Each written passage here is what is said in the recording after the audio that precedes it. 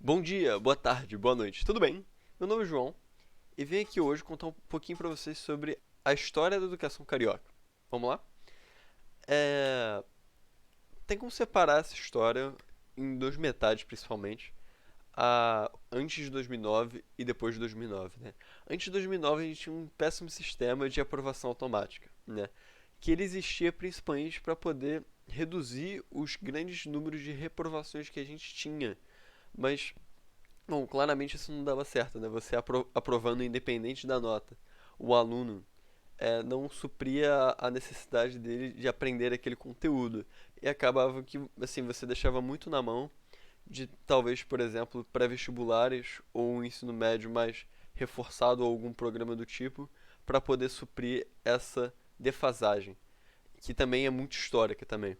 E também tinha uma grande inconsistência na qualidade de ensino entre as escolas. Enquanto tinha um Pedro II da vida, muitas vezes tinham escolas que não tinham estrutura nenhuma e não sabiam nem por onde começar e não tinham orientação e ficavam muito na mão das escolas que eles deveriam dar ou não lá dentro, como conteúdo mesmo, para preparar para o vestibular também, a longo prazo, né?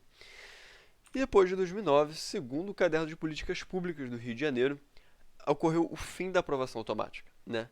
E junto com ela também, justamente para não ter essa reprovação em massa, estatisticamente falando, surgindo, assim que ocorreu o fim desse sistema, foi implementado também o programa de reforço escolar, onde esses alunos que provavelmente seriam reprovados depois do fim desse programa, eles tinham mais suporte para que eles, sabe, pudessem responder suas dúvidas. Também foi criado a base curricular comum, onde todas as escolas do estado, finalmente, elas teriam o mesmo conteúdo dado. Dessa forma, você consegue unificar justamente esse conteúdo e, nem que seja na intenção, você consegue tentar uniformizar a qualidade desse ensino. E também a integração do sexto ano como parte do segundo segmento. Mas o que é esse segundo segmento? Segundo também esse mesmo caderno de políticas públicas, o ensino fundamental pode ser separado em três grandes segmentos, né? Que, resumindo, também pode ser separado entre creche, fundamental 1 e fundamental 2, né? É, Entre 2 a 7 anos você tem aquele trabalho primeiro com a criança de formas e mais sensorial e mais conviver mesmo em grupo. Depois você, de 7 a 12 anos, você passa a ter entendimento maior sobre provas, disciplinas e também sobre a interdisciplinaridade e como as matérias se relacionam no mundo à sua volta. E entre 13 a 15 anos, eles estão mais focados também na preparação para o ensino médio, que vai preparar eles para o vestibular. E tradicionalmente, o sexto ano fazia parte do terceiro ciclo, né? Onde tem essa preparação. Só que para cada ciclo você geralmente tem uma mudança muito brusca na vida da criança, principalmente do segundo para o terceiro. Não à toa, o sexto ano é um dos anos com maior índice de reprovação que temos estatisticamente falando.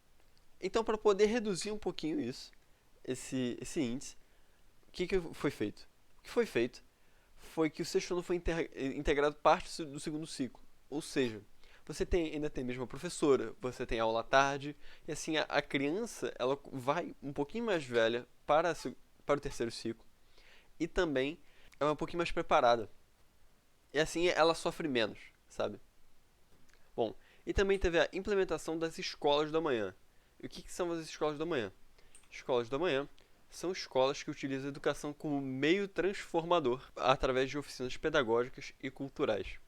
Essas escolas da manhã, elas também eram estrategicamente posicionadas em locais de maior vulnerabilidade socioeconômica. Dessa forma também, a gente consegue, de certa forma, garantir que pelo menos algumas dessas crianças tenham uma educação de qualidade e gostem das escolas. Porque, por exemplo, essas escolas da manhã, com essa mentalidade de você ficar o dia inteiro na escola, de você ter dessas oficinas super que permeiam várias disciplinas diferentes e conversam muito entre si, dão mais significado ao estudo e geram essa motivação intrínseca ao aluno dele poder trabalhar nesse tipo de coisa, né? E tipo, ele poder ter um conhecimento um pouquinho melhor sobre ele mesmo, sobre o que talvez ele realmente queira fazer quando crescer, que não seja algo da boca para fora, ou algum exercício que ele realmente possa fazer. Mas infelizmente, a gente só pode falar isso das escolas da manhã que foram terminadas, porque mais de 20 escolas da manhã, como vocês podem ver, não foram terminadas. Então assim, infelizmente, os alunos eles estavam muito dependentes, ou melhor, sempre foram muito dependentes da instituição chegar, puxar a orelha dele e falar assim: não, você vai fazer o dever de casa, você vai fazer isso, você vai fazer aquilo.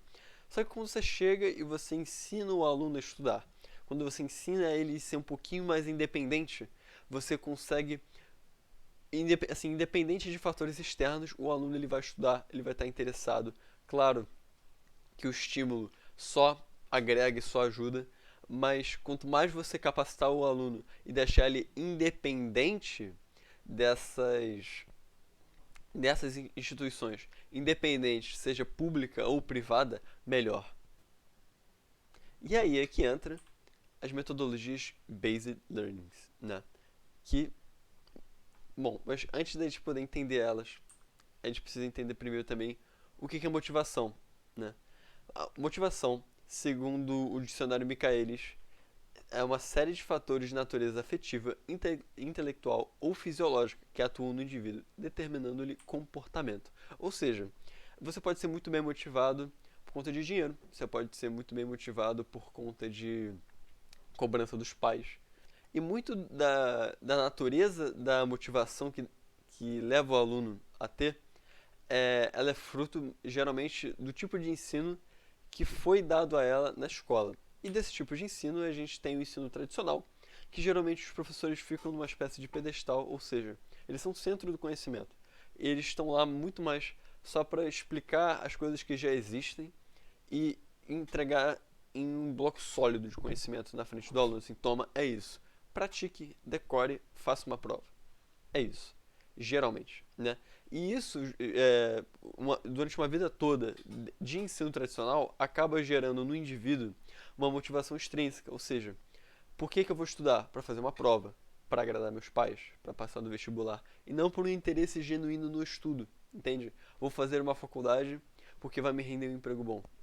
Por exemplo, ele até pode gostar, mas sempre tem isso em mente, sabe?